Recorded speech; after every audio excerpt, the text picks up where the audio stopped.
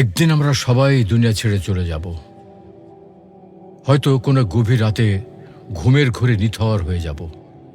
আত্মীয় স্বজন শিয়রে সে কান্নায় ভেঙে পড়বে। কেউ গোসল করাবে, আবার কেউ কাফনে কাপড় পরিয়ে জানাজার জন্য প্রস্তুত করবে। সবশেষে কবরের মাটিতে শুয়ে দিয়ে সবাই একে একে বিদায় নেবে। তখন আমি থাকবো একা, আর আমার সঙ্গে কি থাকবে? সঙ্গে থাকবে শুধু আমার আমল। কবরের অন্ধকারে মুনকার নাকির এসে প্রশ্ন করবে, তোমার রব কে? তোমার দিন কি?